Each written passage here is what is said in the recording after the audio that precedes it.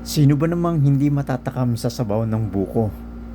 Maliban sa ito'y refreshing, napakadami pa nitong health benefits. Pero, kung pahirapan naman ng pagkuha ng sabaw ng buko, parang ganito mga kauknat,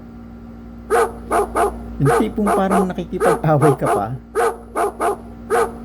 Minsan parang gugustuhin mo na mag soft drinks.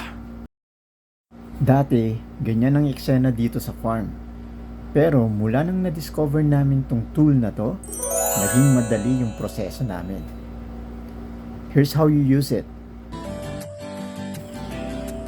Simple lang. Tanggalin nyo muna yung matigas na part ng buko. Yan.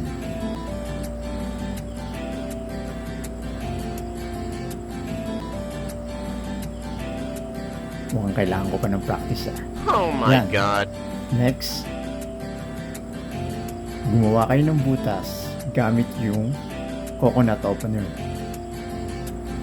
Twist. Pag hindi kaya ng isa, sa pangpukpok. Ayan. That's it.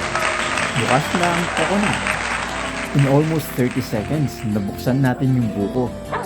Walang daya yan ha mga kauknat ha. Tara, salin na natin. Oops, medyo na-OC ako. Higit na natin. Teka, linawin ko lang mga kauknat ha. Hindi kami endorser ng tool na to.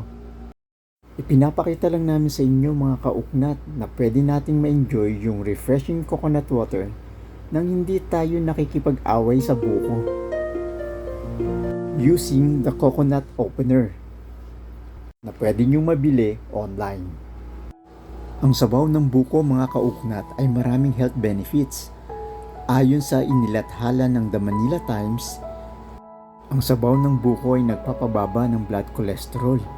Napapabuti din ito ang blood sugar control at nakakatulong din ito para maiwasan ang kidney stones. Meron din ito di umanong antioxidant properties na nakakatulong upang wag madamage ang ating cells mula sa mga free radicals. Ang simpleng sabaw ng buko mga kauknad ay loaded with important nutrients and minerals na madalas hindi natin nakukuha sa pangkaraniwang pagkain o sa pang-araw-araw na pagkain natin. Nasa baba pala yung link ng article ng The Manila Times. Mga kauknat, ito ulit ang replay ng demo ng paggamit ng tool. And now, ano pang inaantay natin? Let's enjoy the refreshing coconut water. Kanina pa nag-aantay ang aming lola. Ayun, sabi niya, more than 30 seconds na daw. Mga kaugnat, kung gusto niyo subukan tong tool na to, available to sa mga shopping online. Hit like and share na rin kung nagustuhan niyo tong video na to. Salamat! Medyo matigas na pala yung buko na nakuha namin mga kaugnat.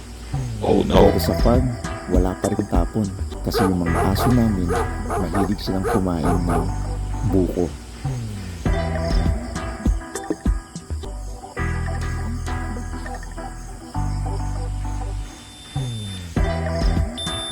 Ayun, simot ang buko mga kaugnat.